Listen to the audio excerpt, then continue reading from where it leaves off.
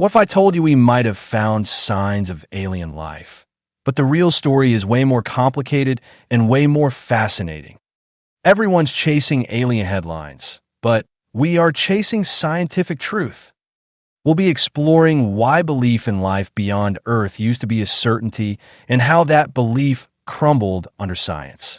And you'll learn about a 19th century astronomer who estimated 60 quadrillion aliens in the universe, and how today's scientists battle over a molecule. So here's the deal. Scientists recently announced they may have found life on a distant planet, K2-18b. The claim? They've detected gases in its atmosphere that, on Earth, are mostly made by living things. And just like that, the headlines exploded, signs of life found. But hang on, this isn't the first time we've gotten excited too fast. In fact, there was a time when people were sure the whole universe was packed with aliens. Suns, comets, even the void of space. Life was assumed to be everywhere. This video isn't about killing the dream. It's about giving you the truth, the kind that's even more mind-blowing than the myth. We'll break down what's happening with K2-18b, the wild history of how humans used to think about alien life, and what science actually says today. Let's go. Hey there, tech enthusiasts.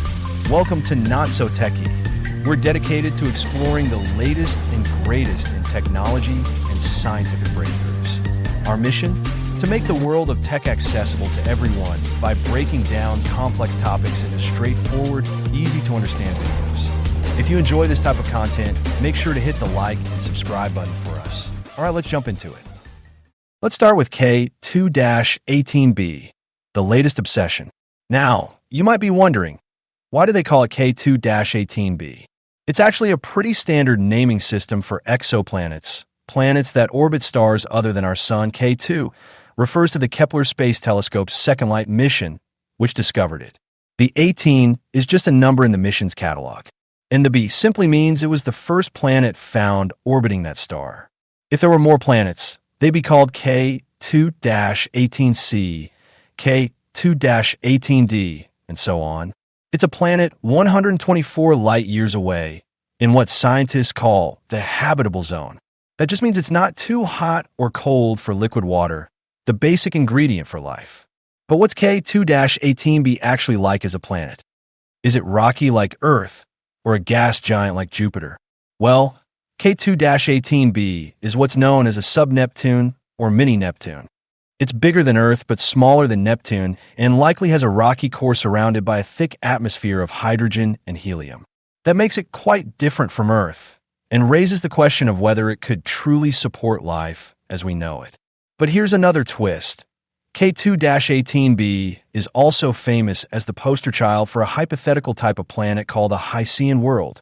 That's a mashup of hydrogen and ocean because these planets are thought to have hydrogen-rich atmospheres and surfaces completely covered in water.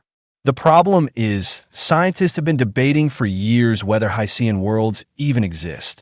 K2-18b sits right in the middle of that debate because it orbits in its star's habitable zone. The big buzz? Scientists claim to have found traces of dimethyl sulfide, DMS, in its atmosphere. On Earth, this stuff is mostly made by tiny sea creatures like algae. It's considered a possible biosignature, something that could mean life is out there. Sounds huge, right? But before we dive deeper, you might be wondering, how do telescopes even see what's in the atmosphere of a planet so incredibly far away? Well, it's all thanks to a technique called spectroscopy. Basically, when a planet passes in front of its star, some of the starlight shines through the planet's atmosphere. As that light passes through, elements and compounds in the atmosphere absorb certain colors, creating a unique fingerprint. Scientists then use special instruments to analyze this fingerprint and figure out what's in the atmosphere.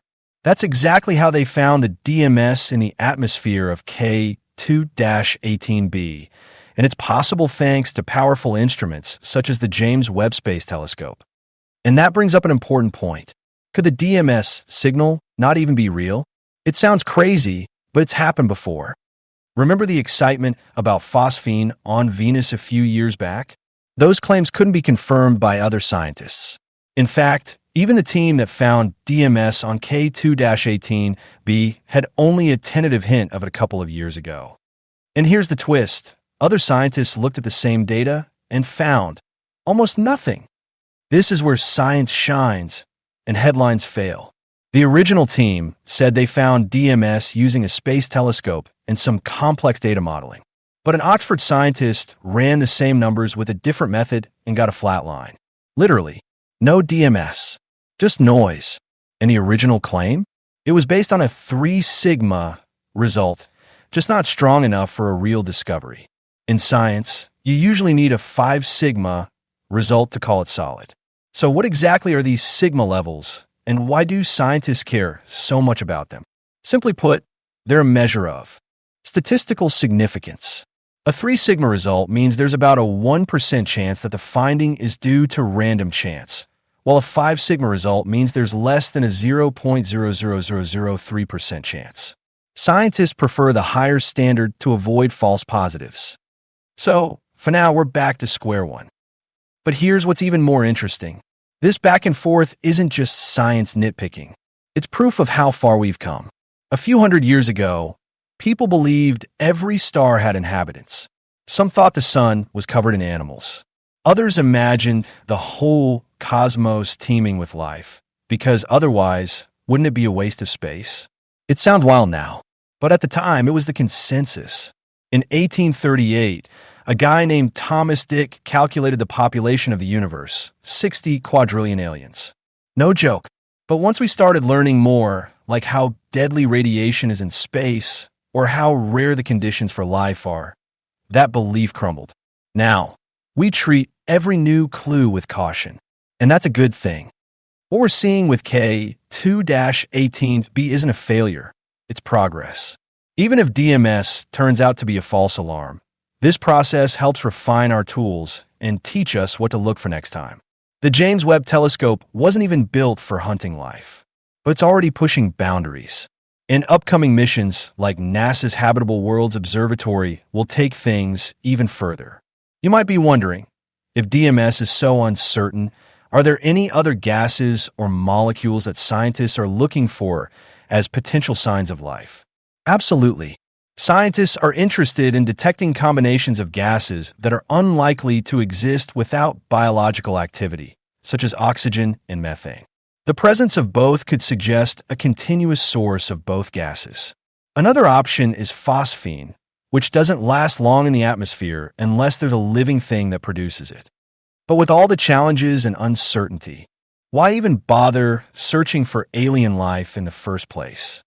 Beyond the sheer wonder of potentially discovering we're not alone, understanding how life arises elsewhere could teach us fundamental things about the origins and evolution of life here on Earth. It could also help us understand the possibilities and limitations of life in the universe, and even inform our efforts to protect life here on our own planet. So no, we haven't found aliens, but we're getting closer to asking the right questions and building the right tools to answer them.